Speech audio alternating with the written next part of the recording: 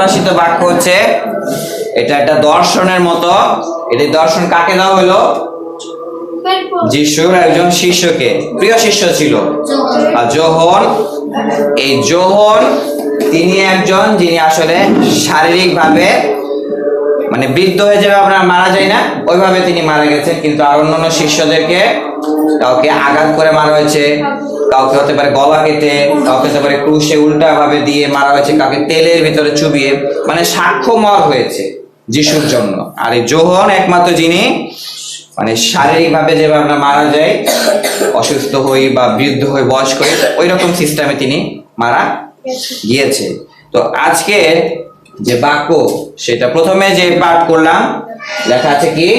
তুমি তোমার প্রথম কি প্রেম পরিত্যাগ করেছো। প্রথম প্রেম মানে বুঝি যেটা জীবনের হতে পারে এরকম প্রথম, হতে পারে কি আছে গার্লফ্রেন্ড বয়ফ্রেন্ড আছে না জীবনে প্রথম, ওরকম ব্যাপার। কিন্তু এই প্রেম হচ্ছে আধ্যাত্মিক ব্যাপার। অরণ্য প্রেম করছে কিনা? তো যাই হোক, এই বিষয় হচ্ছে এই প্রথম প্রেম, এইটা কোন ধরনের প্রেম? এইটা এই যে ঘটনা, এইটা হচ্ছে ইফিসীয় মণ্ডলীদেরকে বলা হচ্ছে। আমাদের কোন মণ্ডলী? আমাদের মণ্ডলীর নাম কি? আর দেওভোগ বাইবেল মণ্ডলী, দেওভোগ হচ্ছে জায়গার নাম, ওরকম। তো এই যে ইফিসীয় মণ্ডলীর উদ্দেশ্যে ঈশ্বর কাকে বলতেছে? যোহনকে বলতেছে যে কি ইফিসীয় মণ্ডলীর ভিতরে আমার কিছু কথা আছে। ঈশ্বরের আত্মা, পবিত্র আত্মার মধ্য দ্বারা যোহন কি করতেছে? ওটা শুনতেছে, প্লাস হলো দর্শনও পেয়েছিল, তখন তিনি সবকিছু লিখলো। এই ইফিসীয় মণ্ডলীর কিছু দোষ ছিল, যার কারণে ঈশ্বর কি করতেছে? তাদেরকে বলতেছে যে এই এই এই এই ব্যাপার তোমাদের মধ্যে এখনো ঘাটতি আছে। এক ধরনের শাসন করার আগে আমরা বলি না তুমি কিন্তু বেশি করতেছো, তারপর কি বলি তুমি কিন্তু আজকে স্কুলে যাও না, তোমার খবর আছে, এরকম আমরা কি করি? শাসনের আগে কিছু বলি না কথা। তো এইরকম ব্যাপার এই যোহনের মধ্য দ্বারা ঈশ্বর কাকে শাসন করবে এখন? ওই ইফিসীয় মণ্ডলীকে, মানে মুখের কথা দ্বারা, মার দিবে না কিন্তু মুখের কথা দ্বারা বলবে যে কি এই এই ব্যাপার। কিন্তু প্রথমে কি বললো? তুমি তোমার প্রথম প্রেম পরিত্যাগ করেছো। বাইবেলের ভিতরে প্রেমের ঘটনায় যিশু কি বললেন? যিশু আদেশ দিছে কয়টা? 10টা, 7টা। ও ভালো। যিশু আদেশ দিল কয়টা? 10টা থেকে 2টা। ওইখানে কি কি লেখা আছে?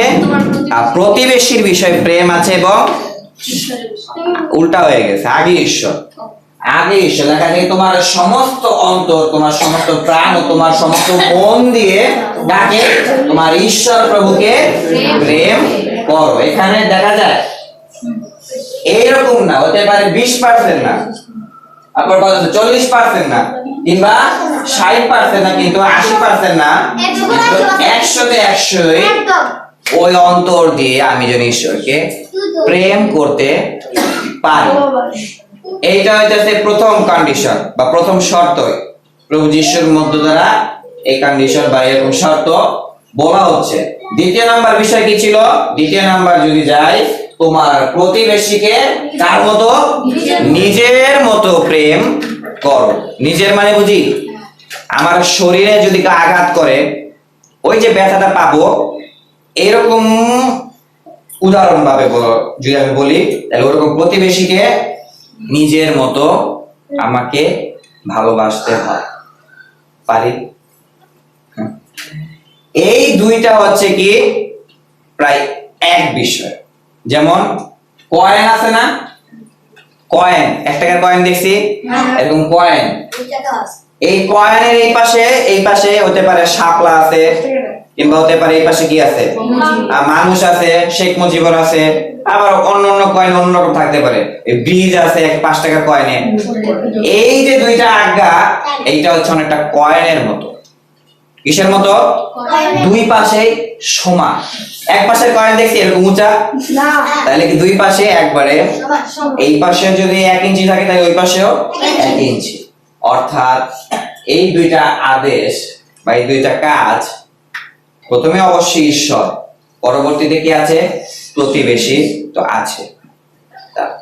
এইটা হচ্ছে কয়েনের মতো, সব সময় কয়েনের কথা যেন চিন্তা রাখতে পারি কি, আর ঈশ্বরকে ভালোবাসা এবং সাথে কি প্রতিবেশীকেও আমি যেন ভালোবাসতে পারি। তো এই যে যে ভালোবাসবে, এখন কে আমার প্রতিবেশী? প্রথমে ধাপে ধাপে যদি যাই, আমার পরিবার আর আত্মীয় স্বজন আর বাড়ির লগে যারা, তো প্রতিবেশী হতে পারে। আর স্কুল কলেজের আর কিন্তু আমার দিক থেকে প্রথমে 1 নম্বর হচ্ছে কে? প্রতিবেশীর ক্ষেত্রে সাথে যে থাকে আর প্রথম পর্যায়ে যদি যাই সিরিয়ালে মন্ডলী থেকে শুরু হয়, কিংবা পরিবারও হয়। কারণ পরিবার কি, ওইখানে যদি বিশ্বাসী বর্গ থাকে ওইটাই কি হয়ে যায়? একটা মন্ডলীর মতো হয়ে যায়। কিন্তু আরেক দিকে যদি চিন্তা করি, যে কেউ আমার প্রতিবেশী হইতে পারে, তাহলে কি করবো? প্রতিবেশীকে ভালোবেসে একরকম ভাবে ভালোবাসা। যেমন আমিও যিশুকে বিশ্বাস করলাম, তার মানে কি বিশ্বাস করলাম? আমি যিশু আমাকে ভালোবেসে রক্ত দিয়েছে, নাকি নাকি আরেকবার দিছে? যিশু আমাকে ভালোবেসে রক্ত দিয়েছে, তাই না? তাহলে ওই একই রক্ত কাকে দিল? আমার পাশে যিনি আছে, অর্থাৎ এই মন্ডলীর ভিতরে এখন যিনি আমার পাশে আছে, কারণ সেও কি করছে? ওই একই যিশুকে বিশ্বাস করে এই মন্ডলীভুক্ত হয়েছে। আর লেখা আছে কি, তিনি আমাদের জন্য আপন প্রাণ দিলেন। কে দিলেন? প্রভু যিশু, পুত্র ঈশ্বর, তিনি প্রাণ দিলেন। ওকে, দেওয়ার পর কি হলো? এতে আমরা প্রেম কি তা জানতে পেরেছি। এখানে 1 ব্যাগ রক্ত কেউ দিছে, আরেকজনকে এরকম হতে পারে। কেউ আছেন 1 ব্যাগ রক্ত, এরকমও কেউ তো থাকতে পারে, ইনজেকশন ঢুকানোর সাথে রক্ত হয়ে গেছে। হ্যাঁ, আমার একবার ঘটনা হলো, ওই আমার যখন ওই কি হলো জানি, ডেঙ্গুর আক্রমণ। ওই আমি কি করলাম, আমাকে রক্ত নিল, হ্যাঁ, হার্বার্সের পিছনে দাঁড়ানো। রক্ত নেওয়ার পর আমি কি করলাম? এরকম দাঁড়ালাম। দাঁড়ানোর পরে আমার আর কিছুই মনে নাই। আমি শুনি কি আমি হার্বার্সের কেউ ধরছে, আমি নাকি পড়ে গেছি, এরকম ব্যাপার। কারণ ওই সময় আমার শরীরে এমনি রক্ত নাই, কারণ ওই অসুস্থ তো। কিন্তু প্রভু যিশু কি করলেন? মশা খায় না, কারণ ওই মশার ইনফেকশন আমার ভিতরে ঢুকে গেছে। ডেঙ্গু হলে কি হয়? ইনফেকশনের মধ্যে দ্বারা ওই রক্ত যে উৎপাদন হয়, ওইটা আর উৎপাদন হতে পারে না। কিন্তু প্রভু যিশু কি করলেন? সমস্ত রক্ত তিনি দিলেন, একেবারে এক একটা। তাহলে সমস্ত রক্ত আমার জন্য তিনি দিয়েছেন। ওইটা যখন আমি বিশ্বাস করি, ওইটা যখন উপলব্ধি করতে পারি, তখন কি হয়? আমি বুঝতে পারি না যে কি উনি আমার জন্য বিশেষ প্রেম তিনি প্রকাশ করেছেন। কিভাবে প্রকাশ করলেন? নিজের রক্ত পর্যন্ত দিয়েছেন। যেমন মা বাবা অনেক সময় বলে না যে মাথার ঘাম পায়ে ফেলে আমি টাকা উপার্জন করতেছি তোমার জন্য বা আপনাদের এক একজনের জন্য, সন্তানের জন্য মূলত। কিন্তু সাপোজ যদি ওই বাবা যদি বা ওই মা যদি কষ্ট পায়, আমি এমন যদি কাজ করি, তাহলে কেমন লাগবে? কেমন লাগে তখন? তখন বাবা মার অবস্থা খুব কষ্ট হয়ে যায়। যাই হোক, তো কি জানতে পেরেছি? যিশু আমার জন্য কি রক্ত দিয়েছে, এবং কি এবং আমরাও ভাইদের জন্য নিজ নিজ প্রাণ দিতে বাধ্য। কি একসাথে বলবো? আমরাও ভাইদের জন্য, বোনদের জন্য নিজ নিজ প্রাণ দিতেও বাধ্য। অর্থাৎ হচ্ছে যিশু আমার জন্য ভালোবেসে রক্ত দিয়েছে, ওই ভালোবাসা আমি নিজে বুঝে অন্যদেরকে ভালোবাসা, অন্যদেরকে এরকম ভাবে ভালোবাসা। এটা প্রথম পর্যায়ে যদি যাই, মণ্ডলী। কারণ বিশ্বাসী আমরা কি হইলাম?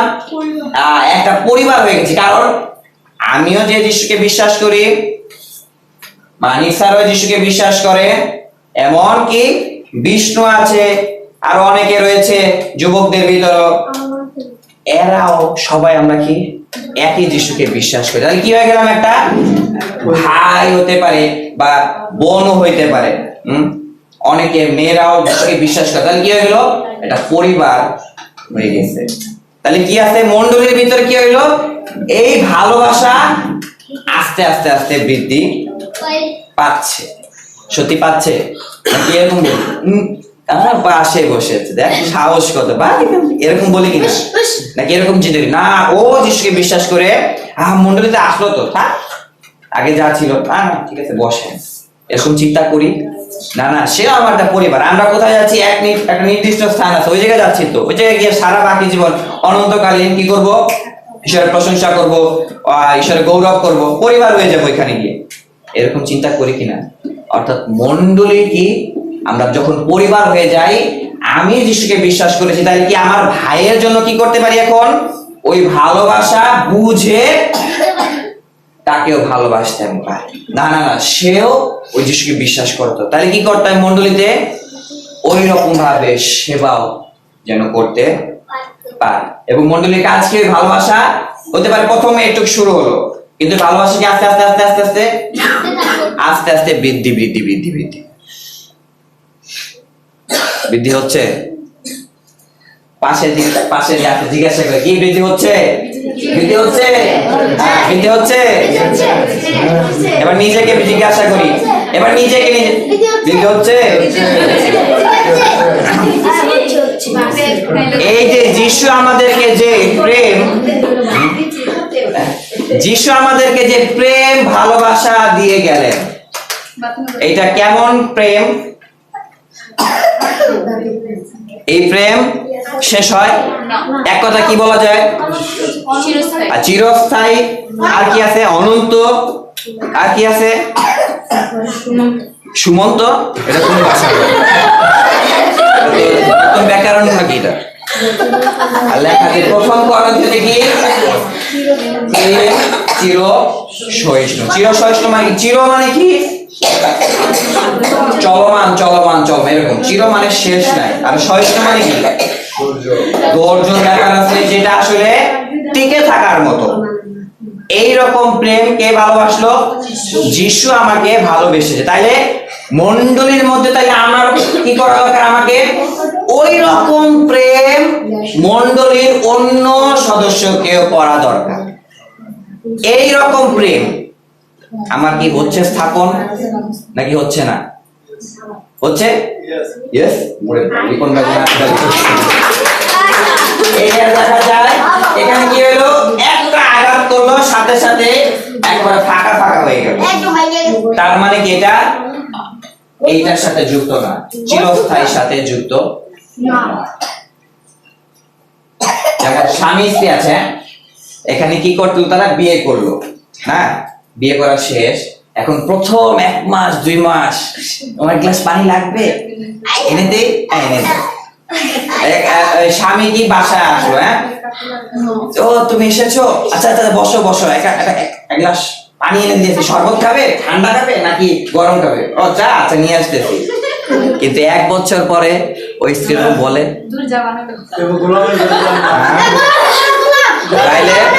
তাহলে আবার না। কিন্তু অনেক স্বামী স্ত্রী আছে এইরকম ভালোবাসা তাদের মধ্যে টিকে থাকে, টিকে থাকে।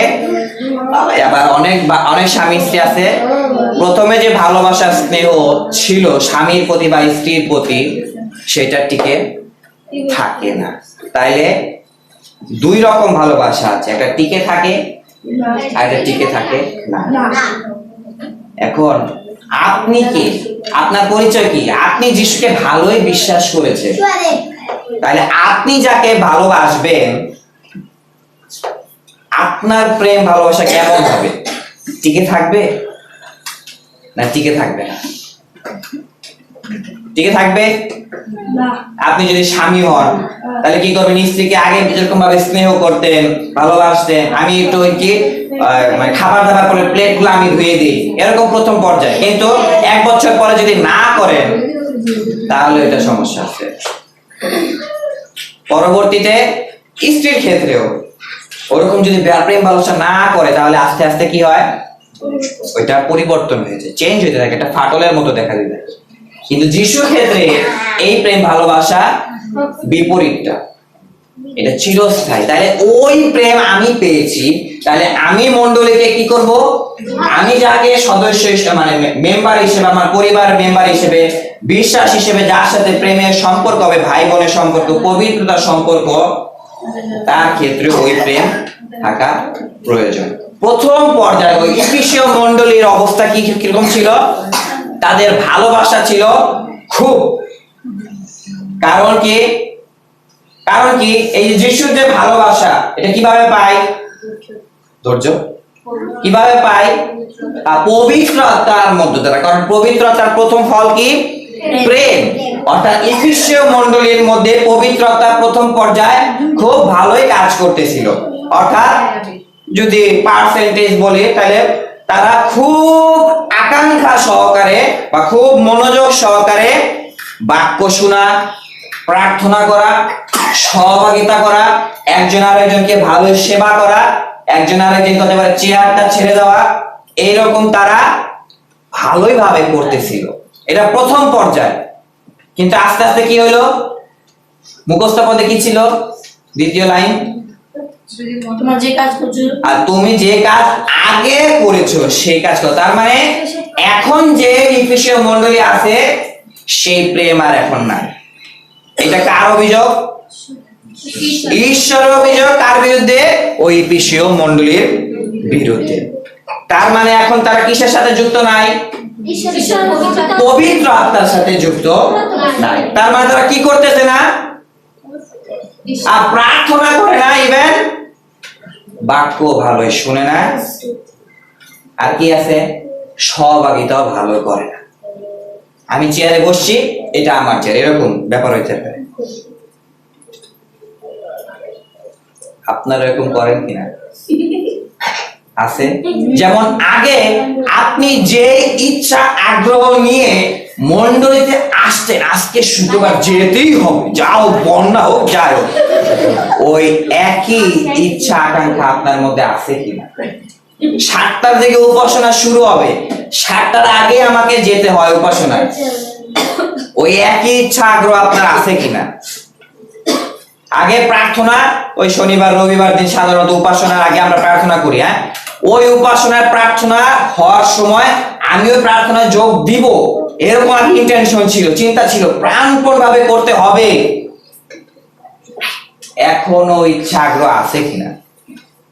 বা প্রথম পর্যায়ে আপনি মণ্ডলীতে যে কোনো ভাবে এসেছেন, হতে পারে কারো কাছ থেকে শুনেছেন, বা যে কোনো বিষয় কি ওইখানে প্রার্থনার উত্তর পাওয়া যায়, কিংবা ওইখানে একজনকে ধরে ধরে প্রার্থনা করে, এরকম বিষয় শুনেছেন, শুনে আপনি প্রথম পর্যায়ে যে আগ্রহ নিয়ে এসেছেন, ওখানে যেতেই হবে, বাইরে যদি দরজা লাগায় যে আমি যাবো, আগে আগে যাব, এইরকম যে একটা লক্ষ্য বা একটা আগ্রহ, ওই আগ্রহ স্টিল না আছে কিনা?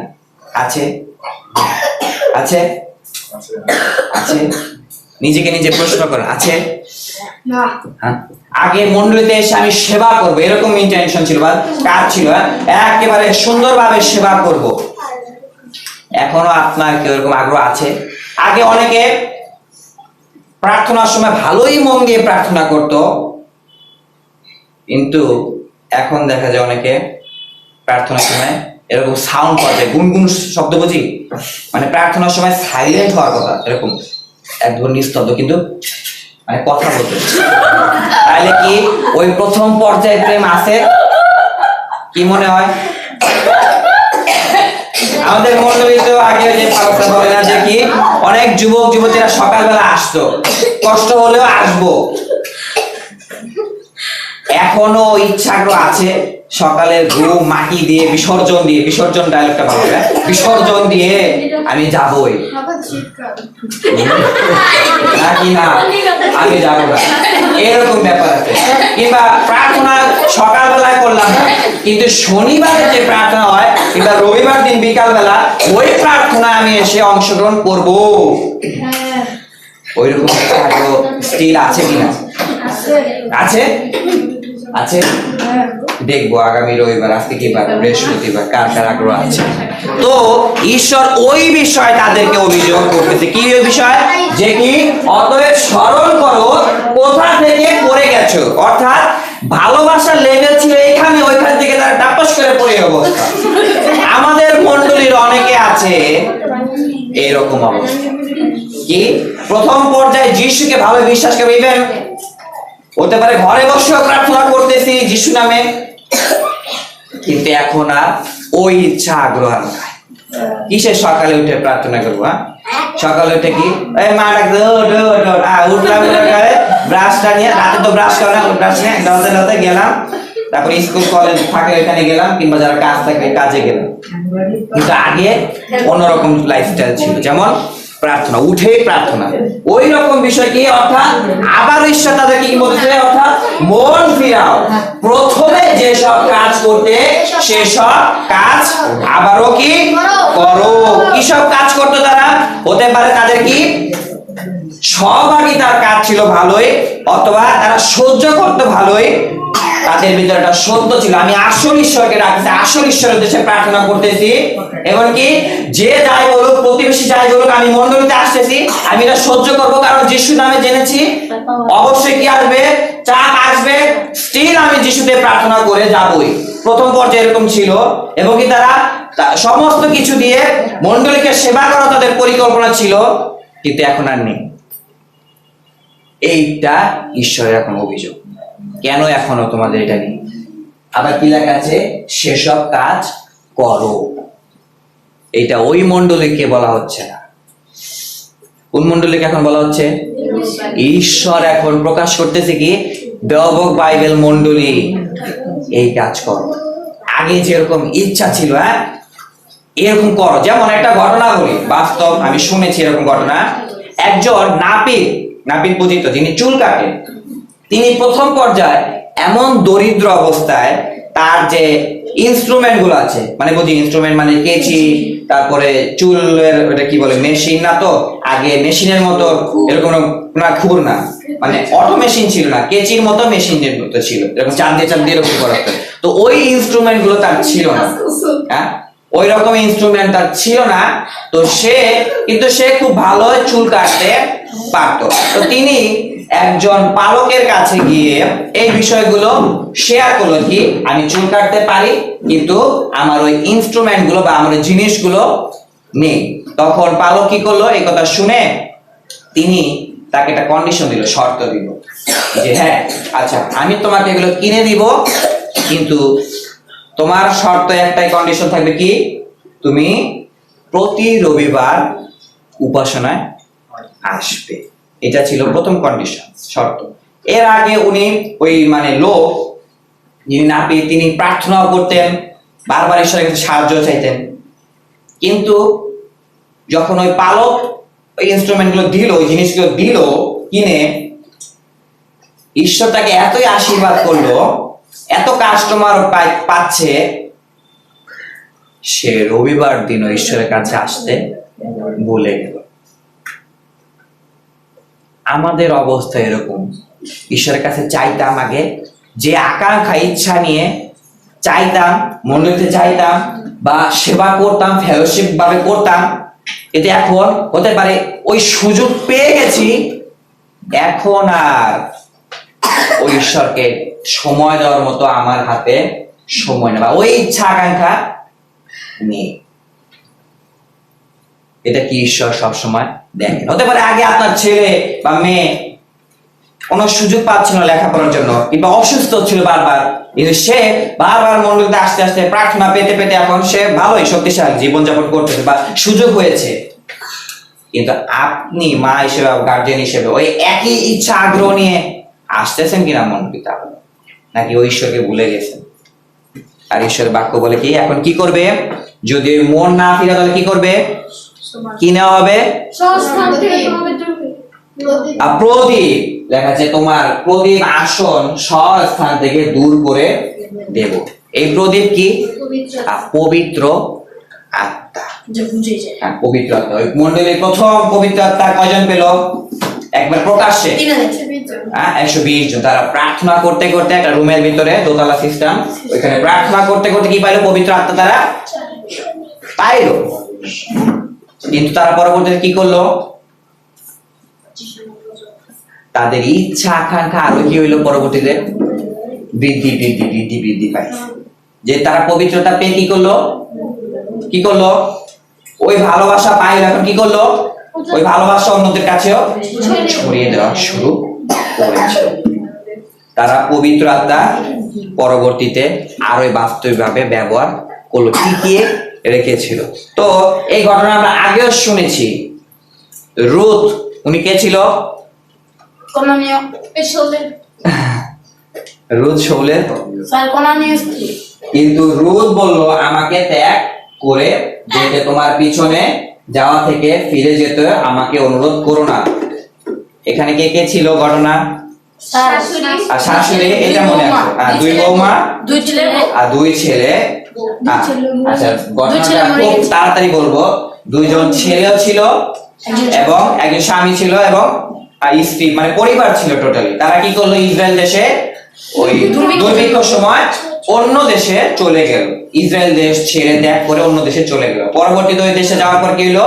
ওই স্বামী যিনি ছিলেন তিনিও মারা গেলেন এবং যে দুজন সন্তান ছিল তারা কি করলো?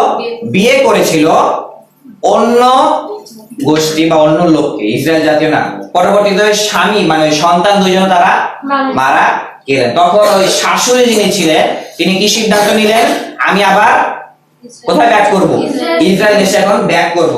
তখন ওই যে দুজন যে পুত্রবধূকে কি বলতেছে? তোমরা তোমাদের বাড়িতে চলে যাও, কারণ কি এখন সন্তানও তো নাই, কার সাথে আবার বিয়ে দিবে? বা তোমাদের লাইফস্টাইল এখন তোমরা আগের মতো করো, তোমরা আগে যে দেব দেবতার পূজা করতে ওরকম ভাবে পূজা করো। কিন্তু সেখানে কে বললো এই ঘটনা? কে বললো? কিন্তু রুথ বললো ওই শাশুড়িকে বলতেছে কি, তোমাকে ত্যাগ করে যেতে, তোমার পিছনে যাওয়া থেকে ফিরে যেতে আমাকে অনুরোধ করো না।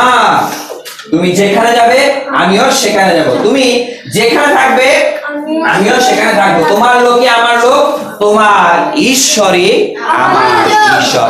এই স্ত্রী লোক, এই মানে শাশুড়ি, তিনি কোন লোক ছিলেন?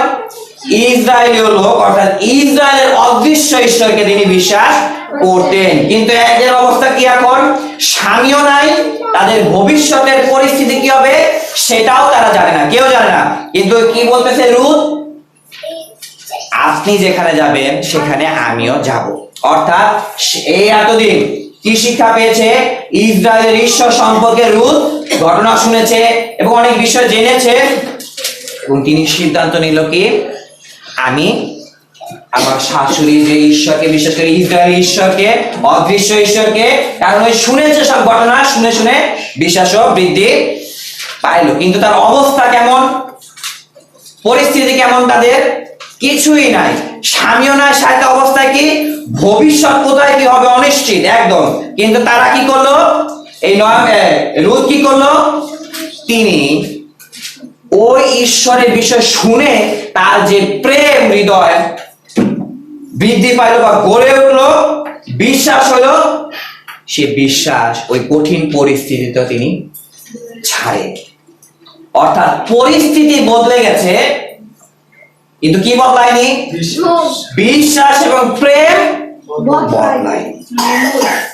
আপনার অবস্থা যতই বাধা আসে, হতে পারে অনেক ধরনের বাধা আসলো, তখনও কি আপনার ওই প্রেম একই থাকে যিশুর প্রতি? হতে পারে চাপ আসলো, পরিস্থিতি অন্যরকম হয়ে গেল, একই রকম ভাবে যে প্রেম আপনার মধ্যে প্রথম পর্যায়ে ছিল যিশুর কাছে বা যিশুর কাছে আসার প্রতি, যিশুর নামে প্রার্থনা পাওয়ার প্রতি, ওই একই প্রেম এখনো কাজ করে নাকি করে না? করে না? এবং যিশুর শিষ্যদের ভিতরেও একদিন ঘটনা ঘটলো, সেখানে কি এত লোক ছিল, এতে তার অনেক শিষ্য পিছিয়ে পড়লো, তার সঙ্গে আর যাতায়াত করলো না। শিষ্যদের অবস্থা, অর্থাৎ যিশু সেই 12 জনকে বললেন, তোমরাও কি চলে যেতে ইচ্ছা করছো? অর্থাৎ অনেক লোক ছিল প্রথম পর্যায়ে, কিন্তু আস্তে আস্তে চলে গেল লোকরা। এই যিশু শিষ্যদের কি বললো? তোমরাও কি এখন চলে যাবে কিনা? তখন পিতর কি বললেন? সিমন পিতর তাকে উত্তর বললেন, প্রভু কার কাছে যাব? আপনার কাছে অনন্ত জীবনের কি আছে? কথা আছে। অর্থাৎ এই সময়টা হচ্ছে কঠিন সময়। কিন্তু পিতরের মধ্যে কি বের হলো? কার কাছে? অর্থাৎ তিনি যেতে চাইলেন না, আমি যাব না। এর উত্তর হচ্ছে কার কাছে যাব? কারণ কি আছে যিশুর কাছে? অনন্ত জীবনের কথা আছে। অর্থাৎ প্রথমে যে যিশুকে বিশ্বাস করে কি করলো পিতর? প্রথমে কি করলো? প্রথমে পিতর কি কি ছাড়লো? তিনি যে জাল ব্যবহার করতেন, নৌকা ব্যবহার করতেন, তার যে ইনকামের পথ ছিল সেটাও তিনি ত্যাগ করলেন যিশুর জন্য। ওকে, এবং এখনো কি অবস্থা? পিতরকে বলতেছে তুমি কি চলে যাবে, কিন্তু যিশু কি বললো? সরি, পিতর কি বললো? না। অর্থাৎ প্রথমে যে প্রেম ছিল এখন তার কঠিন অবস্থা, ওই একই প্রেম পিতরের মধ্যে আছে। অর্থাৎ কি কঠিন সময়, মানুষের কঠিন মারাত্মক সময় বোঝা যায় কি আপনার প্রেম সত্য নাকি আপনার প্রেমে বন্ডামি আছে। আপনার জীবনের পরিস্থিতি যখন কঠিন সময় আসবে তখন আপনিও যিশুর কাছে আসছেন, ওই প্রেম আসল নাকি আসছেন না, ওইটা তখন বোঝা যাবে। আর সাধু পৌল তিনি বলেছে কি, আমি উত্তম যুদ্ধে প্রাণ প্রয়োগ করছি, নিরবিত পথের শেষ পর্যন্ত দৌড়াচ্ছি, বিশ্বাস রক্ষা করছি। অর্থাৎ তিনি কি নিয়ে প্রেম করতেছে? তিনি কিভাবে দৌড়াচ্ছে? যিশুকে বিশ্বাস করেছে, তার মধ্যে প্রেম সৃষ্টি হলো, ওই প্রেম নিয়েই তিনি দৌড়াচ্ছে। তিনি কি করতেছে? ওই প্রেম নিয়ে দৌড়াচ্ছে। অর্থাৎ প্রথমে যে পৌল ছিল যিশুর বিষয় জেনেছে, একই রকম বিষয় শেষেও তিনি ওই পৌল, তিনি প্রেম সহ দৌড়াচ্ছে। লেখা আছে কি, নিরবিত পথে শেষ পর্যন্ত দৌড়াচ্ছি, বিশ্বাস রক্ষা করছে। অর্থাৎ তার প্রেম নিয়ে দৌড়াতে দৌড়াতে দেখা যায় এখানে কি আছে? লাইন আছে। অর্থাৎ দৌড়াচ্ছে, একটা লাইন আছে, ওই লাইন পার করা হচ্ছে মূল বিষয়। এই লাইন কি? আর স্বর্গরাজ্য। আপনি কি ওই স্বর্গরাজ্যে ওই প্রেম নিয়ে দৌড়াচ্ছেন? যিশুর প্রেম আপনার মধ্যে এখনো কি আছে? মণ্ডলীর প্রতি আপনার একই ভালোবাসা আছে? মণ্ডলীর লোকদের প্রতি আপনার একই প্রেম আছে? যিশুর প্রতি আপনার এখনো বিশ্বাস আছে নাকি ফেলে তুলে গেছে? আর লেখা আছে ইব্রিয় পুস্তকে, কিন্তু আমরা সরে পড়ার লোক নয়। অর্থাৎ যারা আসল বিশ্বাসী, আসল যিশুকে বিশ্বাস করেছে, তারা ওই যে দৌড়াচ্ছে তো দৌড়াচ্ছে, যতই আসুক না কেন বাধা, স্টিল যিশুর যে প্রেম প্রথমে ছিল, মণ্ডলীর প্রতি যে ভালোবাসা প্রথমে ছিল, একই ভালোবাসা নিয়ে দৌড়াচ্ছে। তাহলে কি হয়? তারা সরে পড়তে পারে না। কিভাবে এটা সম্ভব? ওই প্রেম কিভাবে টিকিয়ে রাখা যায়? কিভাবে টিকিয়ে রাখা যায়? প্রার্থনা এক নাম্বার বিষয় আছে, বাক্যর সাথে যুক্ত আছে। অর্থাৎ প্রার্থনা করতে করতে পবিত্রতা কি আবার পরিপূর্ণ হয়ে গেল। এই সমস্যা আসলো, হতাশ হওয়ার মতো অবস্থা, আবার প্রার্থনা করলাম, আবার উৎসাহ, আবার বাক্য শুনলাম, ওই প্রেম আবার কাজ করলো। অর্থাৎ কি কি বিষয় আছে? অবশ্যই প্রার্থনা, বাক্য শোনা, বাক্য শুনে বাস্তবিকভাবে সেই কাজ করা। যদি বাক্য শুনলাম, কাজ করবো না, আমার ইচ্ছা, তাহলে সমস্যা। অনেকে এরকম আছে, বাক্য শুনেও ওই প্রেম কাজের মধ্য দ্বারা প্রকাশ পায়, তাহলে সমস্যা আছে। তাহলে ঈশ্বর কি করতে পারে? কি নিয়ে যেতে পারে? প্রদীপ আপনার কাছ থেকে নিয়ে যেতে পারে। এটা কাদেরকে বলা হচ্ছে আজকে? দেওয়াবক বাইবেল মন্ডলীর লোকদেরকে। আপনিও চিন্তা করেন, মন্ডলীতে আপনি প্রথম পর্যায়ে যে আগ্রহ ছিল, ইচ্ছা ছিল, প্রার্থনায়, সভায়, ফেলোশিপে, সন্ধ্যাকালীন উপাসনায় ইচ্ছা ছিল, একটা আকাঙ্ক্ষা ছিল, না আজকে যাইতেই হবে, আজকে যেভাবে হোক, টর্নেডো যদি হয় কিংবা হাঁটু পানিও যদি, আমাকে যাইতেই হবে। কিন্তু এখন না, যাব, শীত করতে। তাহলে ওইটা ঈশ্বর তিনি দেখে, এবং ঈশ্বর কি দেখে? না, ওর মধ্যে প্রেম আছে, ঈশ্বরের প্রতি প্রেম আছে, এখন মণ্ডলীর প্রতি প্রেম আছে, আগে যেরকম ছিল আস্তে আস্তে বৃদ্ধি বৃদ্ধি বৃদ্ধি পাচ্ছে, সেটাও ঈশ্বর দেখে। তাহলে কি করেন ঈশ্বর দেখলে? আপনাকে হতে পারে ভিন্ন ভিন্ন অনুগ্রহ আরো দান করতে পারে। আমেন। আজকের বাক্য অনুসারে আমরা সে প্রার্থনায় যাব যে মণ্ডলীতে আমি এসেছি, প্রথমে যে প্রেম ইচ্ছা আগ্রহ ছিল এখনো এই ইচ্ছা আগ্রহ আছে কিনা, যদি না থাকে ঈশ্বরের কাছে কি পবিত্র আত্মার সাহায্য চাও, আরো যেন প্রেম কাজ করে, আরো যেন পবিত্র আত্মায় পরিপূর্ণ হইতে পারি। প্রার্থনা যাই, সবাই মুখ খুলে আমরা প্রার্থনা করি। চিরমঙ্গলময় জীবন্ত জীবন্ত প্রেমময় পিতা, তোমার ধন্যবাদ করি, তুমি আমাদেরকে আজকে সে সুন্দর বাক্য দিয়েছ প্রভু। প্রভু সেই বিশ্ব মণ্ডলীর লোকদের সেই প্রথম পর্যায়ে সেই প্রেম আস্তে আস্তে কমে যায়। প্রভু তুমি সাহায্য করো। যিশুকে বিশ্বাস করেছি অনন্তকালীন সেই স্বর্গ রাজ্য যাওয়ার প্রতি। প্রভু তুমি করুণা করো, দয়া করো, সাহায্য করো।